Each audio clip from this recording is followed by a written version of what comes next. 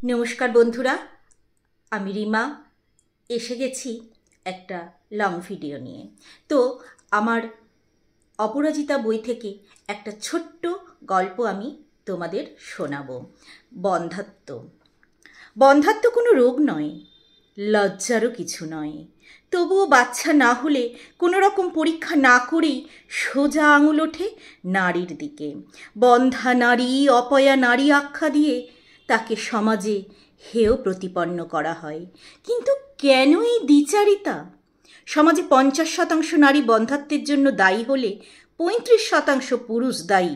তবুও কেন শুধু নারী বন্ধ্যা বলেই সমাজে অচ্ছুত প্রতিপন্ন হবে? সব দায় কেন শুধু নারীর ওপরেই বর্তাবে? বাচ্চা না হওয়ার অনেক কারণ থাকতে পারে। নারীর দীর্ঘ দিন ধরে ওষুধ সেবনের ফলে, পুরুষের বীর্যে শুক্রাণুর ঘাটতির ফলে। কারণ যাই হোক না কেন, মানুষকে মানুষ হিসেবে সমাজ আর কবে ভাববে? নারী মা হতে না পারলে পূর্ণতা পায় না। পুরুষের সে দায় নেই। পুরুষ শাসিত সমাজে এই পক্ষপাতিত্ব কেন?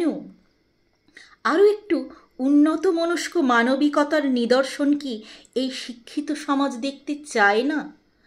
প্রশ্ন অনেক, উত্তর জানা নাই। সবই গোড়ায় গলদ। তবু আমরা আশাবাদী, আস্তে আস্তে কালো মেঘের পর্দা সরিয়ে নব সূর্যোদয়ের আশায় বুক বাঁধতে হবে। এই বলে আমার বক্তব্য শেষ করছি। বন্ধ্যাত্বের ওপর বক্তৃতা দিতে গিয়ে একটু বেশি সংবেদনশীল হয়ে গিয়েছিল অরুণিমা। জীবনের প্রতি মুহূর্তে লড়াই করে সে এখন ক্লান্ত, কিন্তু কোনো দিনই প্রতিবাদ করতে সে ভুলে যায়নি। বন্ধ্যা নারী বলে শ্বশুরবাড়ি থেকে অত্যাচার করে তাকে তাড়িয়ে দেওয়া হয়েছিল। সে সহ্য করতে পারেনি।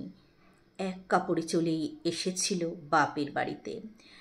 কি না করিয়েছে শাশুড়ি তাকে দিয়ে! ঠাকুরের মানত, শিকড় বাকড় খাওয়ানো, সব কিছু শুধু তাকে দিয়েই করানো হয়েছে। এমনকি ছেলের নতুন বিবাহের ব্যবস্থাও পাকা করেছে। নিজ সতীনের ঘর করবে না বলেই সে চলে এসেছিল আরও এক কাপড়ে। তারপর নিজের চেষ্টায় একটা চাকরি জোগাড় করে আবার বিয়ের সিদ্ধান্ত নিয়েছিল অরুণিমা। আজ সে সুখী, 2 সন্তানের মা, তার সুখী পরিবার। অয়ন চোখে হারাতে চায় না অরুণিমাকে, আর তার বাচ্চাদেরও। আগের বিয়েটা একটা জীবনের ভুল বলেই সে মনে করে। ভুল শুধরে সে আজ সম্পূর্ণ সুখী এক গৃহবধূ, শিক্ষিকা এবং পরিপূর্ণ নারী। নমস্কার। বন্ধ্যাত্বের ওপরে এই লেখাটা কেমন লাগলো অবশ্যই তোমরা কমেন্ট করে জানিও, তাহলে খুব ভালো লাগবে। আর যদি খুব ভালো লেগে থাকে তাহলে একটা লাইক, কমেন্ট আর শেয়ার করে দিও, খুব খুশি হব। ধন্যবাদ।